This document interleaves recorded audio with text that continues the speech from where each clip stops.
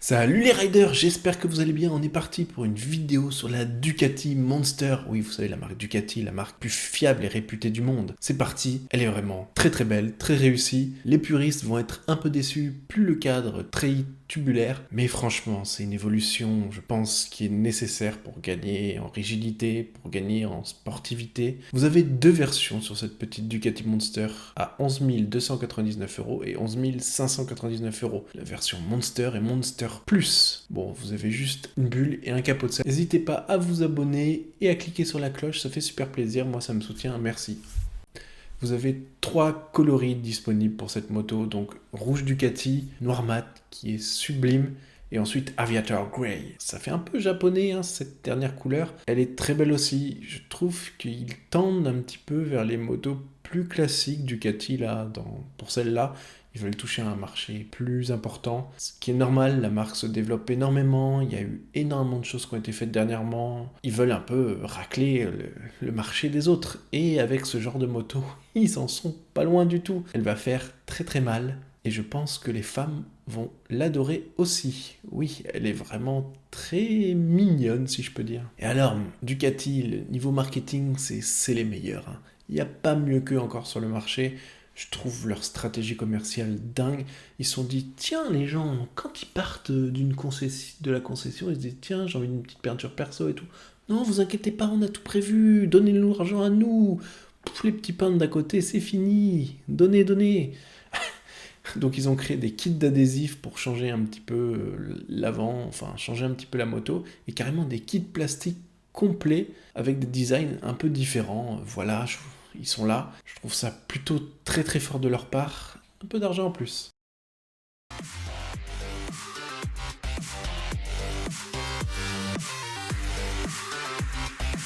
Des graphiques marqués qui ne vous feront pas passer inaperçus.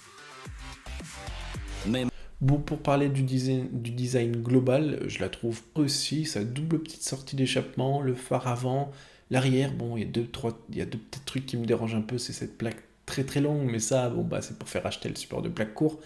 Par contre, là, cette fois, il y a des phares à LED à l'avant, mais il y a aussi des clignotants à balayage à l'avant et à l'arrière qui sont magnifiques. Mais du coup, est-ce qu'il va pas falloir changer tout le système pour mettre un support court? Je sais pas, risque de coûter plus cher que la normale, je sais pas trop, mais c'est dommage qu'ils aient mis les clignotants arrière cette proéminence à l'arrière, du coup. Voilà. C'est un petit peu le truc que je trouve dommage sur cette moto, sinon je la trouve très réussie. La moto passe de 821 cm3 à 937 cm3, donc elle gagne, le moteur grossit, mais il perd quand même du poids. Malgré le gain de cylindrée, il perd 2,5 kg. Cette moto fait 166 kg à sec, les mecs. 188 kg en ordre de marche. C'est waouh, c'est très très très léger là. C'est une moto ultra fun. 111 chevaux, 93 Nm de couple, disponible dès 6500 tours.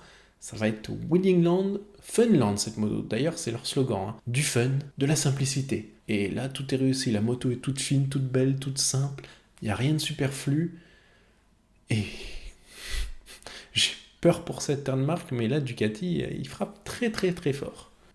Donc, pour le gain de poids, bah, le cadre, moins 4,5 kg, et c'est un cadre donc dérivé de Superbike, donc ça va être ultra rigide. Donc les performances à l'attaque et tout ça vont être excellentes aussi. Et ça, c'est ce qu'on veut, hein, s'amuser sur une moto et pouvoir faire le con tout en étant avec un châssis très bon.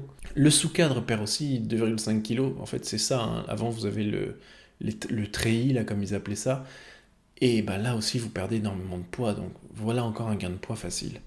Et voilà aussi pourquoi il passe au cadre alu plus basique qu'on voit partout, mais qui est franchement bien au-dessus en termes de performance. Les jantes et le bras oscillant, moins 2,5 kg aussi. Vous aurez toute la puissance à 9250 tours et tout le couple à 6500 tours. Des disques flottants à l'avant de 320 mm avec du Brembo M432, donc c'est ce qui se faisait avant le M50. Très très bon freinage quand même, hein. En termes de prix, ils auraient peut-être pu mettre par exemple comme une Street ou une Super Duke, carrément il y a du Stylema, mais voilà, ils sont dans les mêmes gammes de prix, ils auraient peut-être pu mettre du M50, faire un petit effort, mais c'est déjà du très très bon freinage. Vu que c'est un bicylindre, ça va être très joueur, et c'est ça qu'on aime avec le bicylindre, ça va être une moto pour s'éclater quoi. Pour ce qui est de l'entretien, c'est 30 000 km le jeu soupape, tous les 15 000 la vidange, l'entretien courant, donc c'est cool, c'est pas 10 000, 15 000, c'est plutôt propre.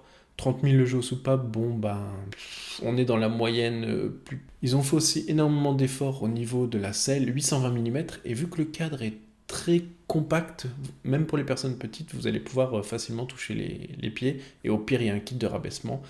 Je pense qu'ils pensent beaucoup à la jante féminine quand même avec cette petite moto. C'est vrai que de toute façon, c'est une des motos les plus achetées par les femmes. Elle est disponible aussi en A2. Un angle de braquage revu aussi, plus 7 degrés. Donc en fait, vous allez pouvoir manœuvrer plus facilement la moto dans les petites ruelles, même pour faire un petit demi-tour.